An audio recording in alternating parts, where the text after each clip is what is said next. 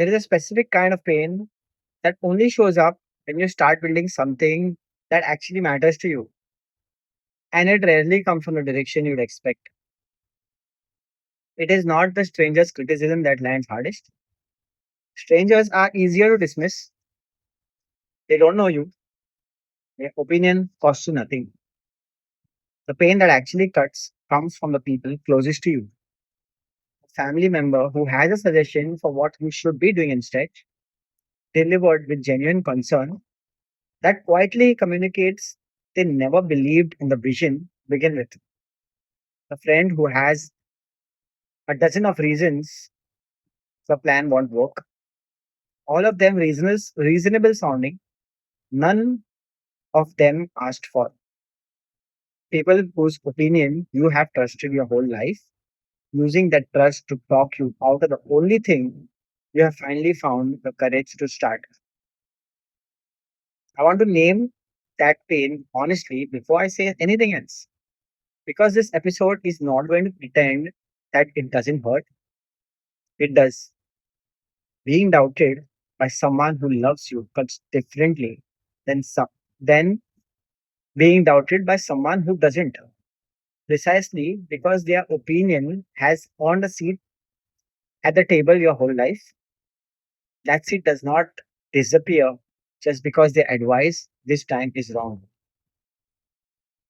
Here is the whole argument of this episode, and I want to give it to you early instead of making you wait for it. Nothing external can beat the internal.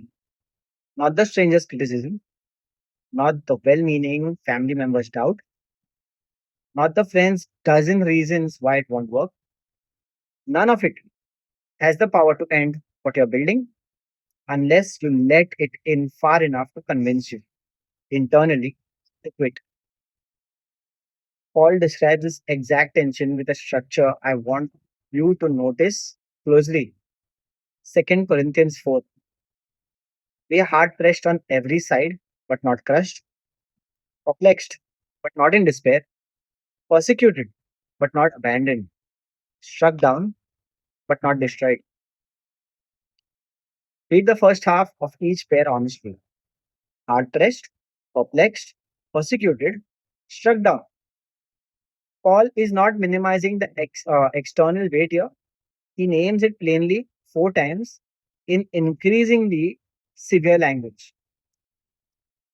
But every single time, the second half of the sentence describes something happens on the inside that the external pressure never actually reads. Pressed, but not crushed. The blow was real.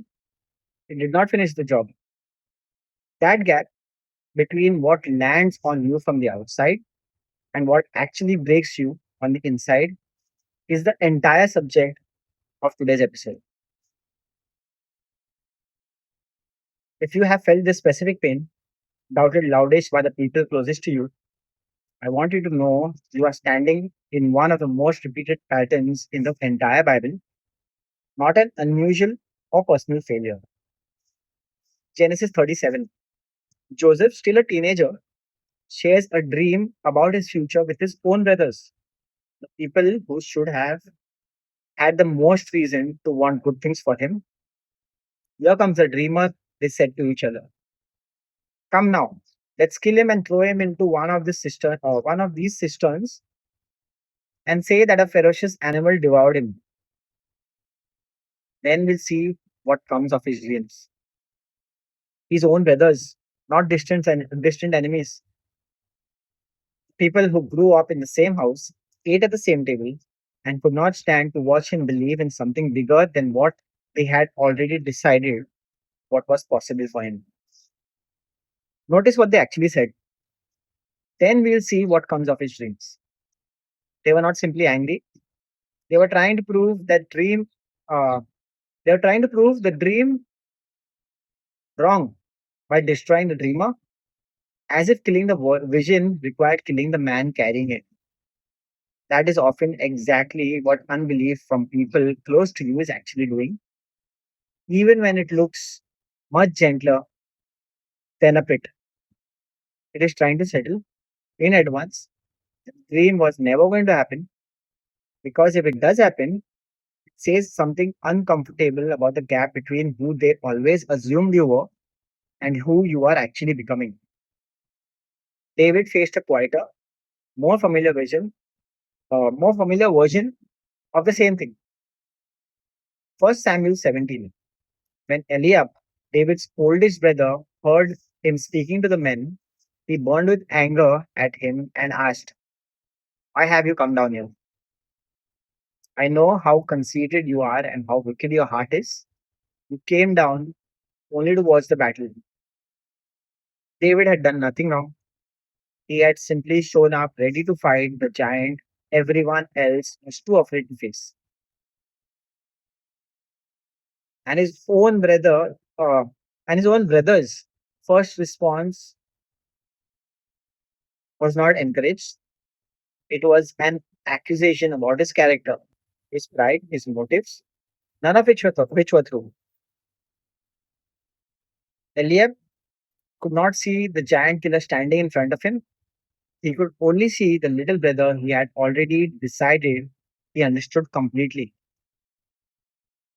Jesus names this pattern directly as something so consistently, as something so consistent it barely needed explaining. Mark 6, verse 4. Only in his hometown, among his relatives, and in his own house is a prophet without honor, not a strange exception. Expected pattern. The people who knew you before the calling are frequently the last ones able to see you inside it. Not because they are cruel, but because the gap between who they remember and who you are becoming is uncomfortable for them to hold. None of the men we just talked about were defeated by the doubt herself. This is the detail worth sitting the longest. Joseph was not defeated in the pit, and he was not defeated in the prison cell he was wrongly thrown into years later. He would have been defeated only if he had internally agreed with his brother's verdict about him. If he had, if he had led, then we'll see what comes of his dream become his own private conclusion about himself. He didn't. He kept being the man who interpreted dreams, managed household with excellence, and stayed faithful in rooms nobody was watching long before anyone in power noticed. David didn't around and go home because his brothers questioned his motives. He kept walking toward the Goliath. External accusation was real, and it changed nothing about what he did next. Nehemiah gives you the clearest modern feeling example of exactly how to carry this in real time. While he was building the wall around Jerusalem, his opponents tried repeatedly to pull him away from the work. Mockery first, then direct threats, then a more subtle move, an invitation to come meet and talk things over, said four separate times. Each one of those invitations were designed to get him off the wall and into a conversation that would slow him down. His response in one sentence. And I want you to actually memorize. I am carrying on a great project and cannot go down. Why should the work stop while I leave it and go down to you? He did not argue with them. He did not try to win them over or prove them wrong point by point. He simply refused to come down from the wall because coming down, even just to talk, was the actual mechanism by which the work would have stopped. This is worth being precise about because I'm not telling you to cut off everyone who doubts you or stop listening to the people who love you. Some of the advice from people close to you will be wise. Some of it will come from real experience and deserves real weight. Issue was never that Nehemiah refused all input forever. The issue is that he correctly identified which invitations at that specific moment were designed to pull him off the wall rather than help him build it. And he stayed up there anyway. So here is a practical question: how do you actually tell the difference between wisdom you need to hear and noise dressed up as concern without becoming a man who dismisses everyone and calls it conviction. Here is the filter I want to use.